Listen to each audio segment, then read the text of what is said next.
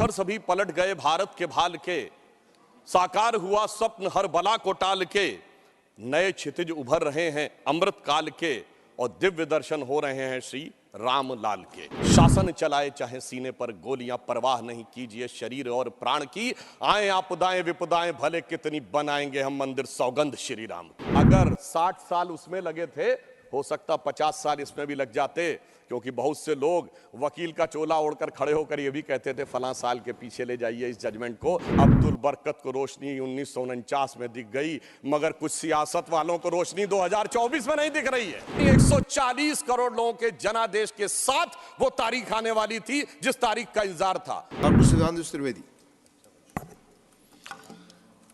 माननीय सभापति महोदय, आज जब हम लोग इस कालखंड में खड़े हुए हैं तो मुझे लगता है कि जब मैं किशोरावस्था में था और श्री राम जन्मभूमि का आंदोलन प्रारंभ हुआ था, उस महान यज्ञ में जिसमें करोड़ों लोगों ने कई पीढ़ियों तक अपनी आहुति दी, उसकी पूर्णाहुति देखते हुए देखना अपने आप में एक बहुत सुखद अनुभव होता है।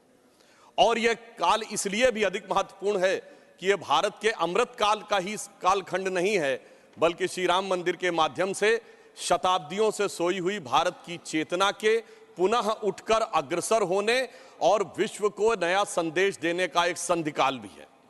और इसलिए मैं ये कह सकता हूं कि मेरे मन में एक भाव आया कि यह ऐसा काल था जिसमें बहुत कुछ असंभव लगने वाली चीज भी साकार रूप धारण हुई है। तो मेरे मन में यह भाव आया कि मानो अक्षर सभी पलट गए भारत के भाल के, साकार हुआ स्वप्न हर बला को टाल के, नए क्षितिज उभर रहे हैं अमृत काल के, और दिव्य दर्शन हो रहे हैं श्री राम लाल के। मान्यवर, भगवान राम उस भारत की स्व की अनुभूति है जो भारत के स्वतंत्रता के बाद निश्चित रूप से प्रकट होनी चाहिए थी, जो अनादिकाल से भारत में उत्तर से दक्षिण तक, उत्तर में यदि गुरु गोविंद सिंह जी ने गुरुमुखी में रामावतार लिखा तो दक्षिण में तमिल में कंबन ऋषि ने वही रामावतारम नाम से ही लिखा, तो बंगला में कृतिवास ने यदि लिखा, तो हिंदी में तुलसीदास ने लिखा, तो उत्तर दक्षिण पूरब पश्चिम से सब तरफ भारत के प्राण को अनुप्राणित करने वाला यह तत्व था। इसीलिए महात्मा गांधी ने भी जिस समय स्वतंत्रता आंदोलन की शुरुआत की तो अपना राजनीतिक दर्शन रखा था राम राज्य, और प्रतिदिन का भजन रखा था रघुपति राघव राजा राम, अंतिम शब्द रखा था हे राम।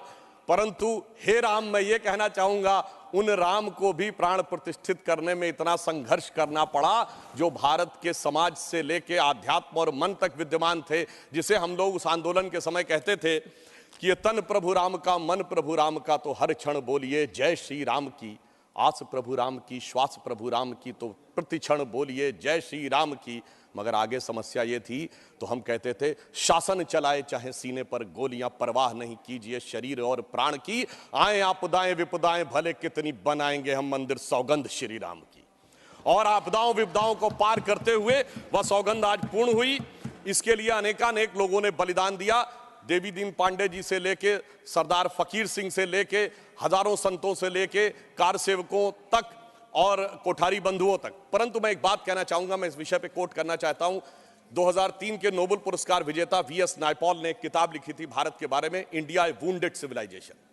उन्होंने कहा भारत एक विचित्र देश है जहां पर कि अपनी संस्कृति को आघात करने वाले विषय को पढ़ाया जाता है और आघात करने का प्रयास किया जाता है, इसीलिए उन्होंने वुंडेड सिविलाइजेशन वर्ड कहा। मैं इसलिए कह रहा हूं कि जो इतिहास में प्रत्यक्ष प्रमाण थे उनको भी झुटलाने का प्रयास हुआ। श्री राम जन्मभूमि केस के सिर्फ 2 उदाहरण बताना चाहता हूं। जब मुकदमा चला तो ये पूछा गया कि भाई पिछले उदाहरण दीजिए कोई शताब्दियों के, तो विपरीत पक्ष के पास कोई उदाहरण नहीं थे। हमने फॉरेन ट्रेवलर्स के उदाहरण कोट किए। विलियम फिंच नाम का ब्रिटिश ट्रेवलर आया 1610-20 के आसपास, उसने कहीं पर मस्जिद का उल्लेख नहीं किया, सिर्फ मंदिर का उल्लेख किया।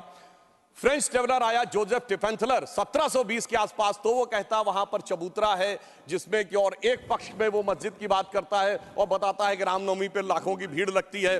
परंतु उसके बावजूद एक मजेदार बात बताना चाहता हूं, जब से ब्रिटिश डॉक्यूमेंट आया तो जो पहली एफआईआर ऑफिशियली दर्ज हुई है नवंबर 1858 में, फैजाबाद के थानेदार को रिपोर्ट दी गई है कि 25 निहंग सिखों ने आकर कब्जा कर लिया है, यज्ञ हवन किया है और मस्जिद जन्म स्थान के सब तरफ राम राम लिख दिया। और जानते हो उस पे सभापति महोदय सिग्नेचर क्या है? मुतव्वली मस्जिद जन्म स्थान।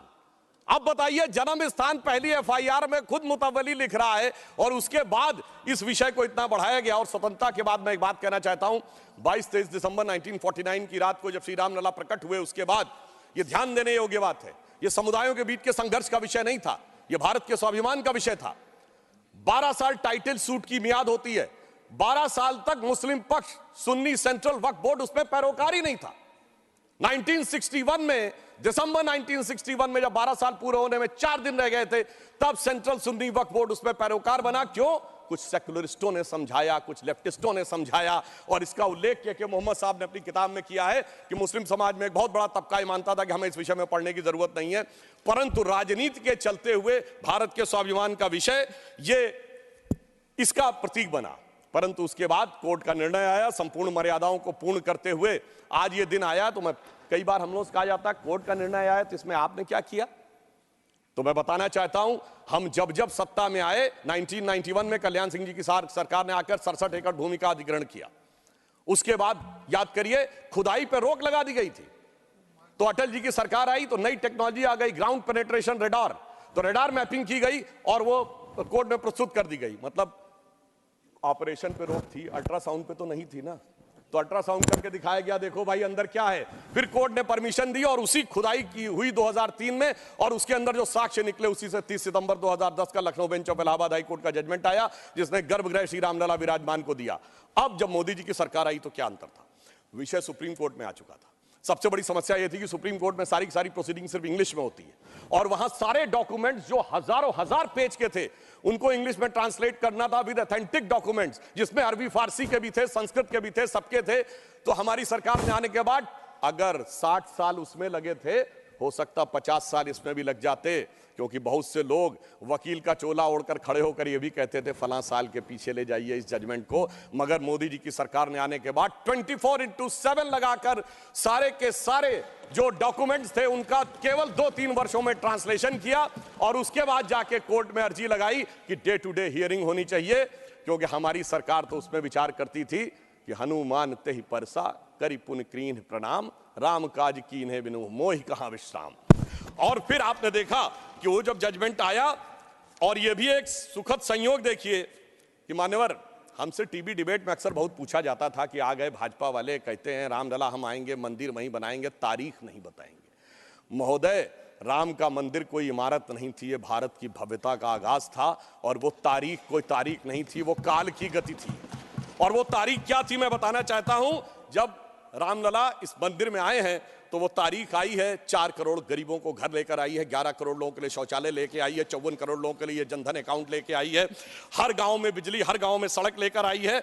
और इतना ही नहीं, हर शहर में हर राज्य में एयरपोर्ट लेकर आई है, समुद्र पे सबसे बड़ा सेतु अटल सेतु लेकर आई है, और चिनाब नदी पे दुनिया का सबसे ऊंचा पुल चिनाब का पुल लेकर आई है, हाईएस्ट एफडीआई लेके आई है, हाईएस्ट फॉरेन एक्सचेंज रिजर्व लेके आई है, फास्टेस्ट ग्रोइंग इकोनॉमी लेके आई है।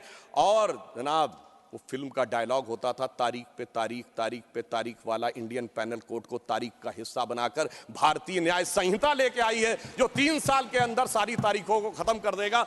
मगर महोदय, ये तारीख का राज थोड़ा और गहरा है, क्योंकि जब राम मंदिर की प्राण प्रतिष्ठा होनी थी तो तारीख वो होनी थी कि प्रधानमंत्री को जाना था। यानी तारीख उसका इंतजार कर रही थी कि ऐसा प्रधानमंत्री आएगा जो उस दिन आकर प्राण प्रतिष्ठा करेगा। और वो प्रधानमंत्री भी कैसा होगा, जो कि पूरे राष्ट्र का सपोर्ट लेकर, हाँ बोल रहे हैं प्लीज, अरे भाई बोल रहे हैं madam please, not allowed, please बैठे आप, काहे परेशान हो रहे हैं? आपको इजाजत नहीं है, nothing is going on record, please. अरे सुनिए, आप बोले। महोदय, प्रधानमंत्री भी कौन होगा, जो पूरे देश का जनादेश लेकर आया होगा और दूसरी बार भी लेकर आया होगा, जो अपने घोषणा पत्र में यह लिख के लाया होगा कि हम राम मंदिर का प्राण प्रतिष्ठा करेंगे, हम निर्माण का मार्ग प्रशस्त करेंगे। यानी 140 करोड़ लोगों के जनादेश के साथ वो तारीख आने वाली थी जिस तारीख का इंतजार था। और महोदय, सिर्फ तारीख इतनी नहीं थी मान्यवर, अगर शास्त्रीय ढंग से प्राण प्रतिष्ठा होनी थी तो 11 दिन का उपवास रख के तपस्या भी करनी थी। तो ऐसा भी प्रधानमंत्री आने वाला था जो संकल्प लेकर 11 दिन की तपस्या करे। और मैं महोदय एक और बात कहना चाहता हूं, 11 दिन नारियल का पानी पी के हम में से कितने लोग तपस्या कर सकते हैं? महोदय, वो जो हर नवरात्र ऐसे रहता हो उसी के तपस्या का वो अभ्यास होगा। और मैं बताना चाहता हूं, स्वामी गोविंद गिरी जी जो कोषाध्यक्ष हैं न्यास के, उन्होंने जब उपवास तोड़वाया तो उन्होंने कहा मैं तार्किक व्यक्ति हूं, मेरे मन में संदेह था। तो जब इनकी माता जी जीवित थी तो मैंने उनसे पूछा था, तो उन्होंने कहा 40 वर्षों से अभ्यास है ये उपवास रखने का, इसलिए 11 दिन शासकीय कार्य रखते हुए भी वो उपवास कर पाए। ऐसे व्यक्ति की प्रतीक्षा थी तारीख को। और फिर दक्षिण में जाकर, चाहे नासिक हो और फिर चाहे गुरुवायूर का मंदिर हो अथवा रामेश्वरम में खड़े होकर जब प्रधानमंत्री जी 22 कुओं के जल से स्नान कर रहे थे, जो भारत के संपूर्ण क्षेत्र का प्रतिनिधित्व करते हैं, तो यह संदेश था दूर दक्षिण सिरे पर खड़े होकर कि देखिए ये राम है जो घट घट में व्याप्त है पूरे उत्तर से दक्षिण तक। और उस तपस्या से प्रकट होने के बाद उस प्रधानमंत्री की दरकार थी तारीख को, क्योंकि राम का काज कौन कर सकता है? गोस्वामी जी लिख गए हनुमान चालीसा में, सब पर राम तपस्वी राजा, जिनके काज सकल तुम साजा। अगर राम तपस्वी राजा थे तो तपस्वी प्रधानमंत्री भी होना चाहिए था वो करने के लिए। और इस तारीख का इंतजार था, तारीख का ये राज समझने के लिए। हम आपको समझाएंगे भी तो शायद आप नहीं समझ पाएंगे। और इसीलिए मैं कहना चाहता हूं कि इतना ही नहीं, महत्वपूर्ण बात यह थी कि सब कुछ शांति और सौहार्द से निपट गया। जब राम मंदिर का मुद्दा उठा था तो कितने प्रकार की चीजें होती थी। इसके लिए हमें निश्चित रूप से सरकार, प्रधानमंत्री को धन्यवाद देना चाहिए। पूरे देश में जिस प्रकार का सौहार्दपूर्ण वातावरण रहा। और महोदय, 90-92 में भारत ही नहीं, अगल बगल भी बहुत कुछ हुआ था। अब की अगल बगल में भी शांति बनी रही, ये तपस्वी राजा का प्रताप था। और इतना ही नहीं महोदय, अबू धाबी में भी मंदिर बनने जा रहा है। मुझे लगता है भारत के लिए अमृत काल में सांस्कृतिक गौरव का इससे बेहतर काल नहीं आ सकता था कि राम मंदिर भी बन रहा है और अबू धाबी में भी मंदिर बन रहा है। और मैं एक और बात कहना चाहता हूं महोदय, ये हिंदू मुस्लिम का विषय नहीं था, ये भारत के जय और विजय का विषय था। और उससे भी बढ़कर ये मूल्यों का विषय था। कौन से मूल्य थे? एक मूल्य वो जिसमें भगवान राम उस मूल्य के प्रतीक बनते हैं जिसमें 4 भाई हैं। पिता के एक वचन पर वन चले जाना, दूसरे भाई का जंगल जाना, तीसरे भाई का खड़ाऊ रखकर शासन करना, एक ये परंपरा थी। और दूसरी परंपरा वो जिस बाबरी परंपरा में भी 4 भाई थे, शुजा, मुराद, दारा और औरंगजेब। एक ने 3 को कत्ल कर दिया, बुढ़ापे में बाप को जेल में डाल दिया। और इतने पे भी संतोष नहीं हुआ, बल्कि सर काटकर थाली में रख के जेल में बंद बाप के पास भेजा। आप किसी मत को मानने वाले हो, अपने घर में क्या देखना चाहते हैं, भाई की खड़ाऊ या भाई का सर? इन 2 मूल्यों के अंतर का यह प्रतीक था। इसका हिंदू मुस्लिम से कोई नहीं था। और मैं अपने विरोधियों को बताना चाहता हूं, मान्यवर, उर्दू में भी एक रामायण लिखी गई है, चकबस्त रामायण। और उसमें इसी मूल्य को अप्रिशिएट किया गया है कि जब भगवान राम राजा दशरथ से अनुमति लेकर जाते हैं तो उर्दू के प्रसिद्ध शायर चकबस्त ने, और वो लखनऊ के रहने वाले थे, उन्होंने लिखा है, रुखसत हुए वो बाप से लेकर खुदा का नाम, रुखसत हुए वो बाप से लेकर खुदा का नाम, और राहे वफा की मंजिलें अव्वल हुई तमाम। यानी उनको तो दिखा कि राहे वफा की कौन सी मंजिलें हैं जो अव्वल हो रही हैं। मगर क्या बताऊं महोदय, एक फैक्ट बताना चाहता हूं। 22-23 दिसंबर 1949 की रात को जब श्री राम लला प्रकट हुए तो सबसे पहले वो रोशनी किसने देखी थी? वो यूपी गवर्नमेंट का एक सिपाही था जिसका नाम था अब्दुल बरकत। उसने बाकायदा मजिस्ट्रेट के सामने बयान दिया है कि रात में उसको दिव्य रोशनी दिखी, और जब दिव्य रोशनी हटी तो वहां पर श्री राम लला विराजमान थे। अब्दुल बरकत को रोशनी 1949 में दिख गई, मगर कुछ सियासत वालों को रोशनी 2024 में नहीं दिख रही है। और मैं आपको बताना चाहता हूं, बाबरी पक्ष के पैरोकार थे इकबाल अंसारी, और यह उदारता देखिए कि सबको बुलाया गया, विरोध करने वालों को बुलाया गया, ट्रस्ट के द्वारा गोली चलाने वालों को बुलाया गया, और इकबाल अंसारी को ही बुलाया गया। और इकबाल अंसारी प्राण प्रतिष्ठा में आ गए। उनका इकबाल तो बुलंद हो गया, मगर इन लोगों का इकबाल जमींदोज हो गया। और मैं ये भी बताना चाहता हूं, उसका एक कारण है। ऑन द लाइटर नोट, इसको कोई पर्सनल ना ले महोदय, ये कहा जाता है कि हमारे यहां राम का तत्व या ईश्वर का तत्व कौन नहीं समझ पाता है? जो कामी, क्रोधी, लोभी, खलकामी हो। और राजनीति में वो नहीं समझ पाता जो सेकुलर और वामी हो। अब मैं ये बताना चाहता हूं महोदय कि जो लोग कहते हैं भगवान राम ने अपने जीवन में, ये मंदिर किस चीज का प्रतीक है, कई लोग एक आध कोई शब्द लेकर बगैर पढ़े हुए, बगैर उस भाषा को जाने हुए अपनी बात कहने लगते हैं, तो मैं बताना चाहता हूं भगवान राम ने कौन मेरा भक्त है इसका बाकायदा उदाहरण दिया। उन्होंने लिखा है, जात पात कुल धर्म बड़ाई, धन बल परिजन गुण चतुराई। इन 10 चीजों से मैं नहीं मिलता। मैं कैसे मिलता हूं? भक्ति से मिलता हूं। ये सारी 10 चीजें हो किसी के पास और भक्ति ना हो, तो उन्होंने कहा भगतहीन नर मोहे ऐसे, जल बिन बारिध लागे जैसे। अर्थात अगर ये सब कुछ हो, जात पात कुल धर्म बड़ाई ये हो, भक्ति ना हो तो ऐसा जैसे बादल हो उसमें पानी ना हो। इसलिए भगवान ने इस बात का संदेश दिया। और मैं एक विषय और कहना चाहता हूं, जब राम मंदिर का निर्माण हो रहा था तो कहा जाता था साहब वैज्ञानिक प्रमाण दीजिए। मैं बस एक बिंदु विज्ञान का भी और बताना चाहता हूं। यह विशुद्ध विज्ञान है, क्योंकि अगर आपने रामचरितमानस के शुरुआती श्लोक पढ़े हो तो उसमें बहुत साफ लिखा, सीताराम गुणगाम पुण्य अरण्य विहारिण्यो वंदे विशुद्ध विज्ञानो कवीश्वरो कपीश्वरो। अर्थात विशुद्ध विज्ञान महर्षि वाल्मीकि ने लिखा। और विज्ञान क्या है? पूछा गया था कि भगवान हुए कब, ये तो बताइए, यहां हुए कि नहीं ये बताइए। अब आप ये बताइए कि आज हम समय कहते हैं, उनका एग्जैक्ट टाइम लिखा है। जैसे आज हम टाइम कह रहे हैं, दिल्ली में कुछ और है, लंदन में कुछ और है, तो एक जीएमटी ग्रीनिच मीन टाइम बताया गया। पर अगर आपसे पूछा जाए टाइम का एब्सोल्यूट मेजरिंग पैरामीटर क्या है, which is equally applicable on earth, moon, solar system and any point in the space, it is only the relative positions of planet। और भगवान राम का वो exact relative positions of planet, जो Einstein का 4th dimension कहा जा सकता है, वो लिखा है कि मेष राशि में सूर्य था, मकर राशि में मंगल था, तुला राशि में शनि था, मीन राशि में शुक्र था। और जब नासा ने अपने प्लेनेटोरियम गोल्ड सॉफ्टवेयर में डाला तो 5114 बीसी की डेट निकल आई।